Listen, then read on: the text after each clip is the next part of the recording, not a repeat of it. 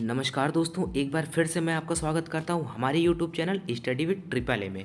तो दोस्तों, आज हम बात करेंगे एफएसएसएआई के मेंस एग्ज़ाम के बारे में। जैसा कि आपको पता है, एफएसएसएआई का एग्ज़ाम है वो 2 स्टेजेस में होना था, जिसका जो स्टेज 1 यानी कि सीबीटी वो 2019 में हो चुका है। लेकिन जुलाई के करीब इसका एग्ज़ाम जो होने वाला था, कोविड की वजह से वो और आगे बढ़ गया, यानी कि सितंबर।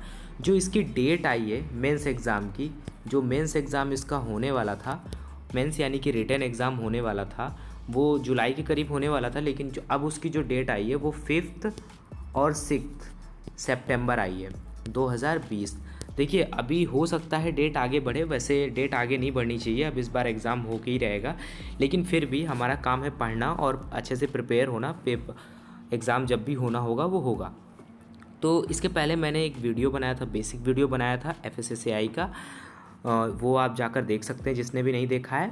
और उसमें मैंने बेसिक इन्फॉर्मेशन के बारे में बताया, सीबीटी के बारे में बताया था। आज स्पेशली हम बात करेंगे मेंस एग्ज़ाम के बारे में। मेंस एग्ज़ाम कितने मार्क्स का होता है और कौन कौन सी स्टेजेस होती हैं, उसमें कौन कौन से पार्ट्स होते हैं, वो सब हम बात करेंगे। तो चलिए आगे बढ़ते हैं। तो जैसा कि अगर आपने मेरे चैनल को सब्सक्राइब नहीं किया है तो अभी आप इसको सब्सक्राइब कर लीजिएगा और बेल आइकन को भी दबा दीजिएगा, जिससे मैं अगर कोई और वीडियो बनाऊंगा तो इसका नोटिफिकेशन आपको मिल जाएगा। आप मुझसे टेलीग्राम पे भी जुड़ सकते हैं, जिस पे मैं इससे रिलेटेड जो पीडीएफ वगैरह वो डाल दूंगा। आप मुझे इंस्टाग्राम पे अगर कुछ पूछना चाहते हैं वहाँ पे पूछ सकते हैं, और ये मेरा मेल आईडी, आप मेल भी मुझे कर सकते हैं। तो चलिए आगे बढ़ते हैं, टाइम को बिना वेस्ट किए तो बात करते हैं इसके मेंस एग्ज़ाम के बारे में। तो जैसा कि मैं उम्मीद करता हूँ आपने फ़र्स्ट वाला वीडियो देख लिया होगा, आपको वहाँ से एक आइडिया मिल जाएगा एग्ज़ाम के बारे में। यहाँ मैं और किसी बारे में बात नहीं करूँगा।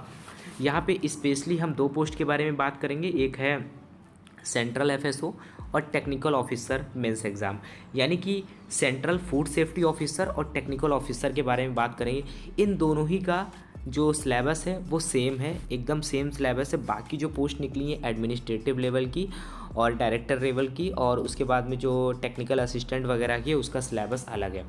तो हम स्पेशली फूड सेफ्टी के बारे में बात करेंगे। मैं स्पेशली जो इतनी भी वीडियो डाली है मैंने फूड सेफ्टी ऑफिसर के बारे में डाली है, तो हम जो बात करेंगे फूड सेफ्टी ऑफिसर के बारे में बात करेंगे। और इसका सिलेबस सेम है टेक्निकल ऑफिसर का, तो अगर जिन्होंने इसके लिए भी अप्लाई किया है वो भी यहाँ पर देख सकते हैं। तो मोटा मोटा अगर एग्ज़ाम के पैटर्न के बारे में बात करें तो ये एग्ज़ाम कैसे होगा, तो पेन और पेपर मोड होगा। मोड ऑफ एग्ज़ाम क्या होगा, पेन और पेपर मोड होगा। जैसा कि आपने पहले सीबीटी दिया था वो एमसीक्यू था।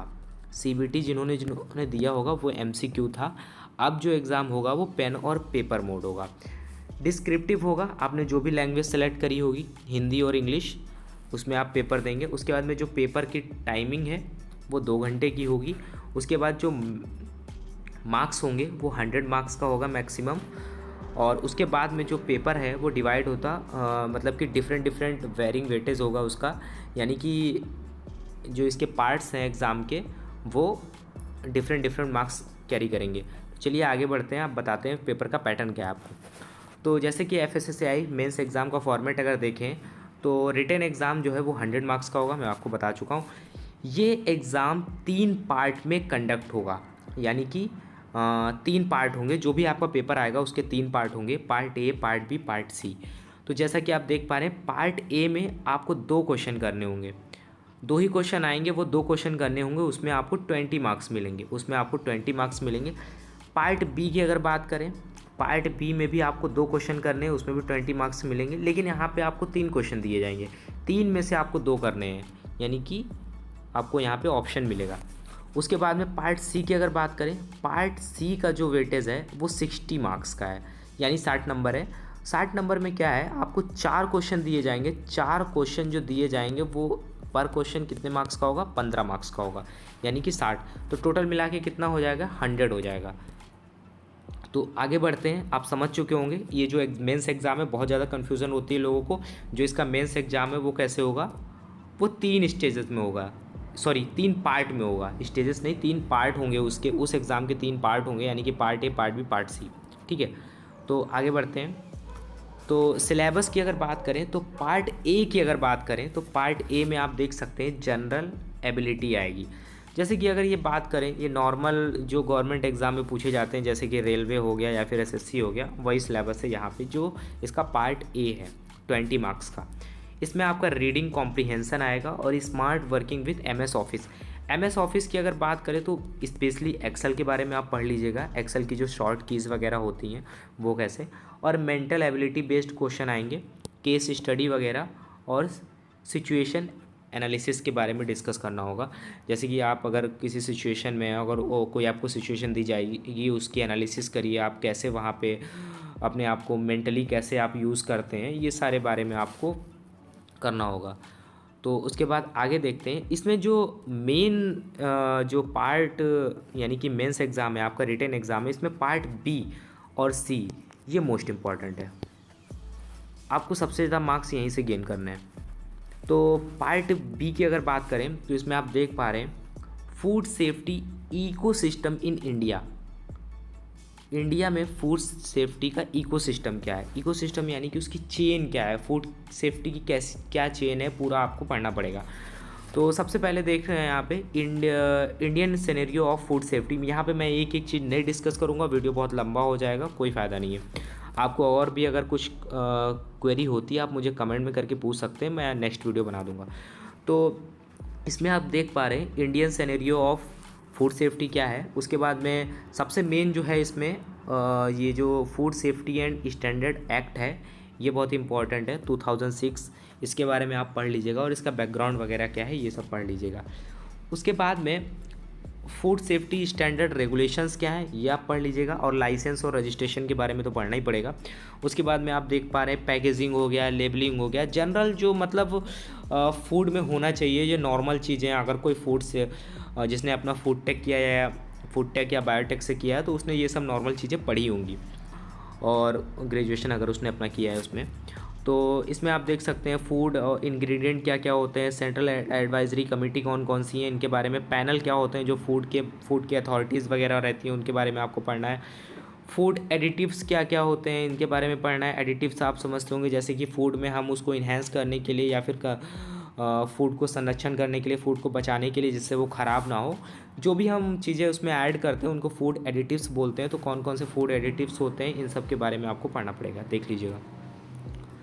अब बात करते हैं पार्ट C के बारे में। पार्ट C थोड़ा लेंदी है, यहाँ से आपको 60 मार्क्स का पेपर आएगा, यहाँ पे आपको सबसे ज़्यादा स्कोर करना है। तो फूड, इसका जो मेजर है सेक्शन वो क्या है, फूड साइंस एंड न्यूट्रिशन। तो फूड साइंस एंड न्यूट्रिशन पहला इसमें देख लेते हैं क्या है। अंडरस्टैंडिंग फूड हैज़ार्ड्स क्या क्या हैं, फूड बॉर्न इलनेस क्या क्या हैं, और ये आप देख सकते हैं ये HACCP, ये बहुत इंपॉर्टेंट है, हैज़ार्ड एनालिसिस और क्रिटिकल कंट्रोल पॉइंट के बारे में आपको पढ़ना पड़ेगा, देख लीजिएगा।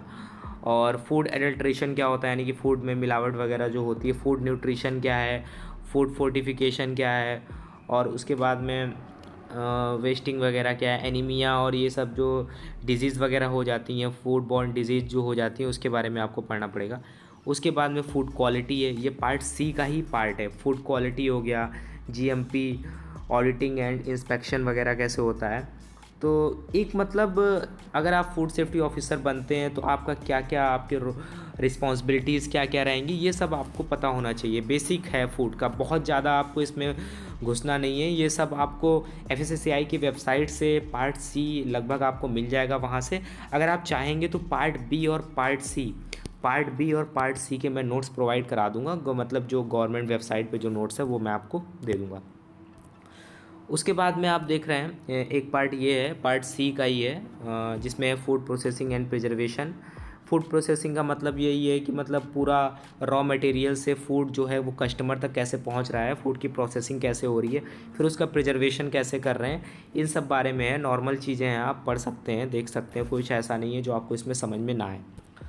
उसके बाद मैं, अगर आपको कोई क्वेरी है इससे रिलेटेड तो आप मुझे कमेंट सेक्शन में पूछ सकते हैं। इससे पहले वाला जो वीडियो उसे आप ज़रूर देख लीजिएगा। इसके बाद अगर आप चाहते हैं कि जो इसका CBT एग्ज़ाम था उसका भी अगर मैं सिलेबस डिस्कस करना चाहिए तो वो भी मैं इसका भी वीडियो बना दूंगा। इसके अलावा अगर आपको अभी कोई कन्फ्यूज़न है FSSAI मेंस एग्ज़ाम यानी रिटन एग्ज़ाम को लेकर तो आप कमेंट सेक्शन में पूछ सकते हैं। और अगर आपने मेरे थैंक्स फॉर वॉचिंग, और अगर आपने मेरे चैनल को अभी तक सब्सक्राइब नहीं किया तो सब्सक्राइब कर दीजिएगा। Thanks, have a nice day.